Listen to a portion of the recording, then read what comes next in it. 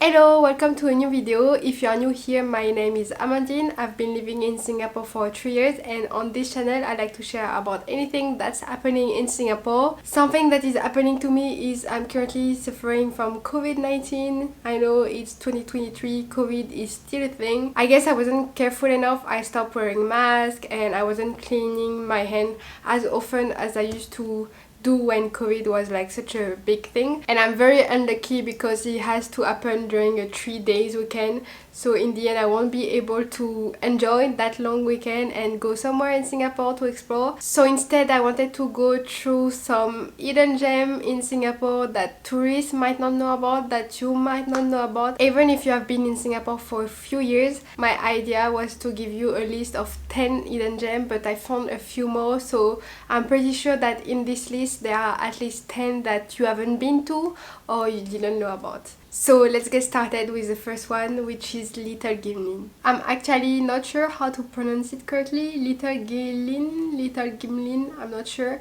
It's located in Bukit Batok.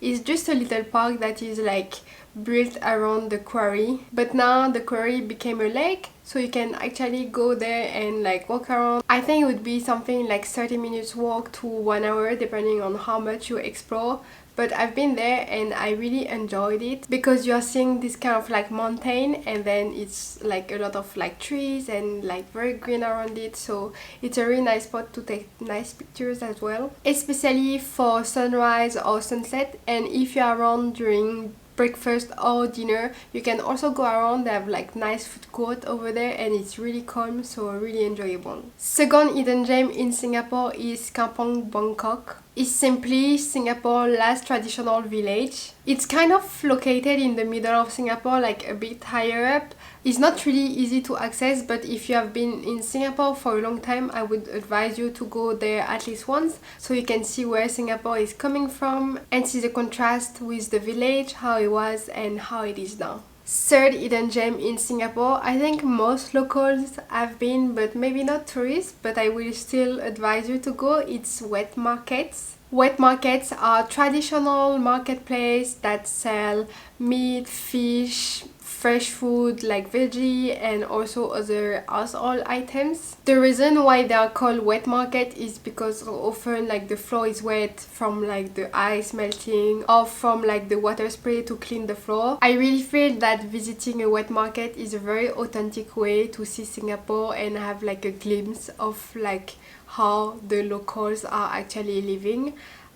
When I first arrived in Singapore, I was like kind of scared by this kind of place because it's very like bustling. There is a lot of noise, there is a lot of people just going there and they know what they're doing.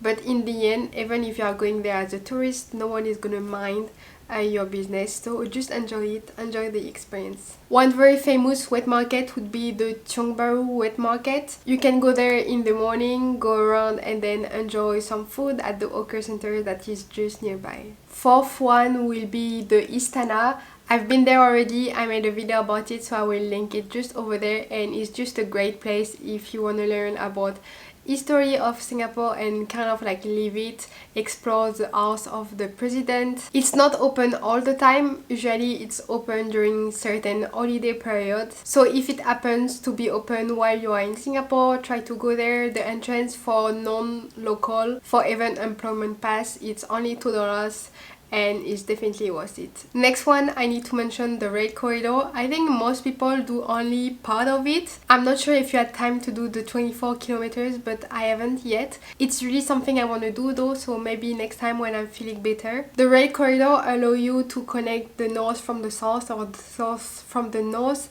and along it you can find a lot of park. Honestly, even if you are doing part of it or everything, is really enjoyable. I think that's how most locals are spending like their off day, going for a hike in such places. I'm mentioning also some places I haven't been to, like the Red Corridor, and the next one is also one of it because I want to mention some of the islands that are around Singapore, like Lazarus Island, St. John Island. It's some island you can go easily to from Singapore. You just need to go through a ferry ride, like maybe 1 hour. It's said as being the best beaches in Singapore, but like, I mean, if we compare to Sentosa, I don't don't think it's like very difficult to do better than that. Like if you just have like a wide beach of like nice fine sand. So I haven't been, I cannot really be a judge of that, whether it's like an amazing experience or not. But if you are in Singapore, it's definitely a destination that you can consider for like a quick getaway. If you're not into beach but you still want to get wet, I really recommend you to try Wild Wild Wet. There is also Adventure Cove in Sentosa, an alternative. They are both water parks, and what is nice with water parks in Singapore is you can enjoy them like all year round, because all year round is like somewhat a good weather to go to a water park and get wet, try the slide. For kids it's really enjoyable, and even for adults. It was actually my Christmas gift last year in 2022.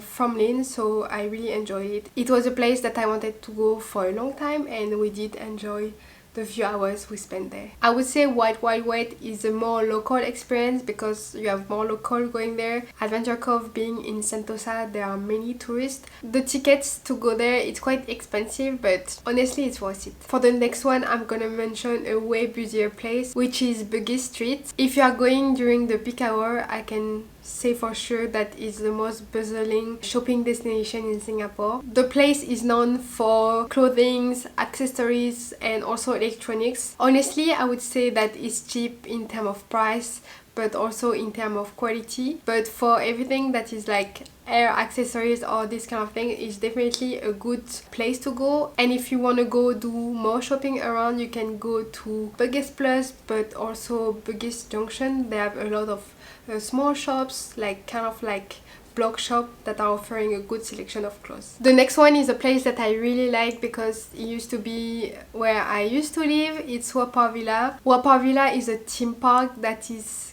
counting the Chinese mythology and folklore. So over there you can find a lot of statues and setup telling a story, and the part that is like the most famous is the 10 Courts of Hell. Nowadays you actually have to pay to visit it. I remember that in the past you didn't need to pay, but now it's like $18 even for locals, which is kind of expensive, but in the end they are using the money to be able to maintain the park. So if you are in Singapore, maybe try to go there at least once. It's really fascinating, but also the free part of the park is really interesting, and there is also a part of the park that is dedicated to tiger balm, so you can also check it out. Another place that is nearby Haw Par Villa that I think is really underrated is Labrador Nature Reserve, and I really need to go there soon to make a video over there because it's just near the beach, so you can see the water, and you also have a part that is like a park and with trees, like kind of like foresty, so it's really nice to go hiking there. So I will just like bring you there soon. If you are into movies, you should definitely check out the Projector.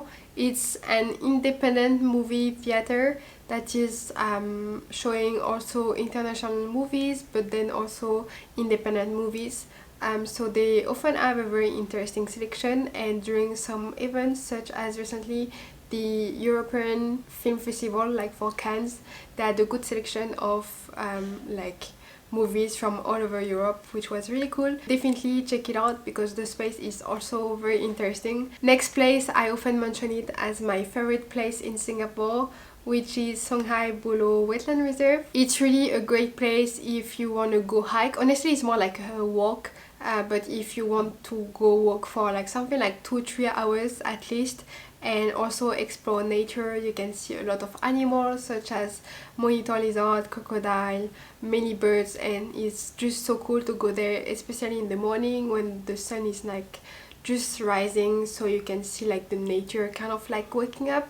Another place that is kind of similar that I haven't been to is Kranji Marshes. It's kind of like nearby, but I didn't go because often like when you do Songhai Buloh Wetland Reserve, after that you are kind of tired and you just want to go and eat. But next time I will head to Kranji Marshes so I can see like the difference. I think Kranji Marshes is just like a bit smaller, a smaller park, If you have been, let me know how you liked it. Next, I want to mention two neighborhoods that I think are really great if you want to learn more about Peranakan history and culture. Katong and Joo Chiat. Over there you can find a lot of traditional shop houses. I like to go there also for some cafe hopping. But you can also just go there to just walk around, enjoy the street art, and also eventually get a snack or visit the boutique shops. The next place, I don't really know if tourists would like head over there because most likely they know Changi Airport or Jewel, but I'm not sure that they would go to Changi Bay Park, which is a place that I really like in Singapore. It's also a great place if you want to go cycling. You can like just go around this area and maybe like start from Pasir Ris all the way to Changi. That will be quite a tiring ride, but a really good one, and you will definitely enjoy the sightseeing part of cycling. Then two places if you want to learn more about Singapore made product: Tiger Brewery Tour and also Tiger Factory Tour. The first one is making the Tiger beer and the second one is making the Tiger bomb. It's really cool to see how those two are made. And my last recommendation will be to ask for your recommendation. What places would you recommend to someone who hasn't visited all of Singapore? Which is your favorite place in Singapore besides like the most well-known one like Marina Bay or Sentosa? You can let people know in the comment section and I'm definitely going to check it out as well. I hope that I succeeded my challenge of trying to find at least 10 places that you didn't know about or that you haven't been to in Singapore. Myself, I need to go and visit all the places on that list, but for that I will first recover. So I will see you in the next video. Hopefully then maybe it's gonna be outside for a vlog. Thank you so much for watching and I will see you next time. Bye bye.